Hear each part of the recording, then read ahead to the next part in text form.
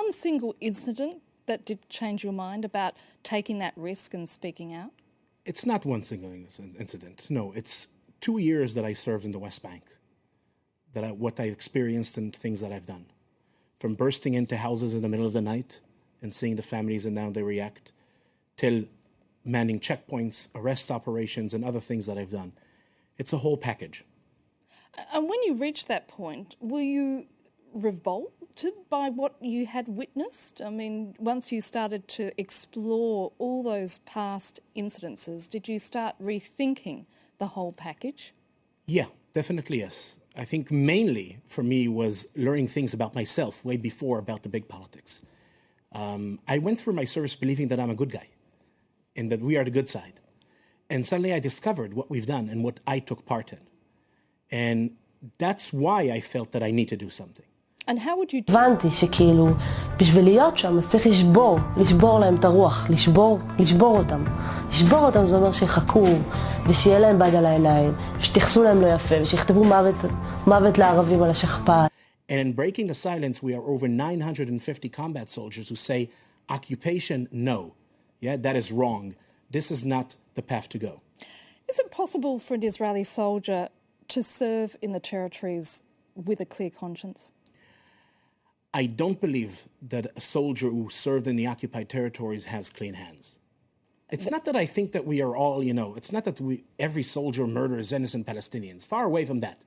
But no Israeli soldier who served in the occupied territories, his hands were clean after that.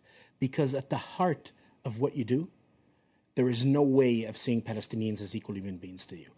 I'll just give you one example, which is, nothing extreme, nothing exceptional, something very routine and banal. I served for 14 months in Hebron. Right now in Hebron, as we are sitting here and having this discussion, there are 2 military patrols that their job is to do what we call in the military to make our presence felt. What does it mean? The military logic says this. If Palestinians will get the feeling that the IDF is all the time everywhere, they'll be afraid to attack. So what do you do to give them this feeling? You make your presence felt. You start your night shift patrol. 10 o'clock till 6 o'clock in the morning, 8-hour shift. You walk in the streets of the old city of Hebron. Break into a house, Palestinian house, of course. Not a house we have intelligence about. I'm the sergeant. I lead the patrol. I choose a random house. Wake up the family, men one side, women the other side. Search the place. You can yourself imagine the dynamics, yeah? Climb to the roof, jump from one roof to another, come out through another house, wake the family. And basically that's how you pass your 8-hour shift. 24 hours a day, 7 days a week. From September 2000, when the second Intifada started, till today, now. It didn't stop for 1 second. Yeah, the idea is that every Palestinian will feel the military is right here. You don't know when we're going to show up, what we're going to do, when it's going to end, how it's going to look like. It's to do what we call in the military, ליצור תחושת נרדפות, to create the feeling of being persecuted. Now, when this is your mission, again, this is not an action of a rogue soldier or officer. This is your mission. There is no way of doing it nice.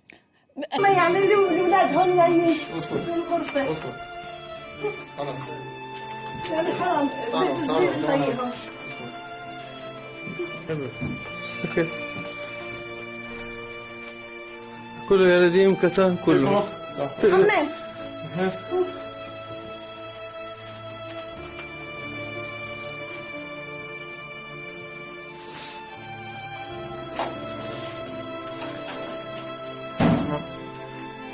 نايف نعمان دعم نايف نعمان دعم دلال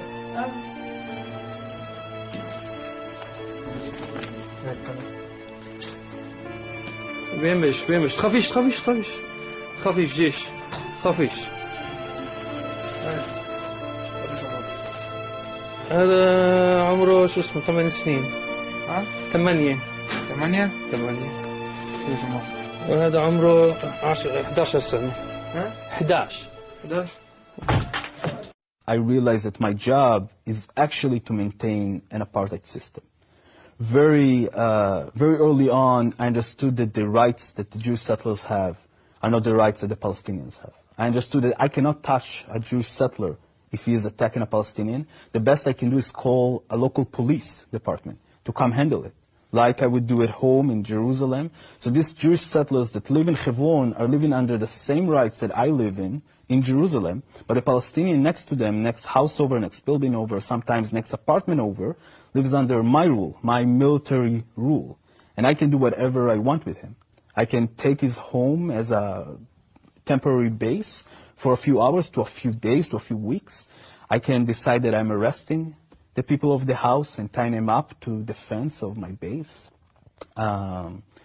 If we will get an order to demolish their home or just lock their front door and don't let them out into the street their house is on, a street that only Jewish settlers can walk on and Palestinians cannot. So they have to walk through windows to yards, into the other side, into the Kasbah of Hebron. I think realizing all of that in a very, very early stage in my service helped me understood that someone was lying to me along the way. I didn't feel like I'm protecting anyone. I didn't feel like I'm helping anyone feeling more safe. I feel like I'm terrorizing people. I feel like for the first time in my life, the boundaries between good and bad that I learned as a kid, and obviously I learned that I'm on the good side, was broken.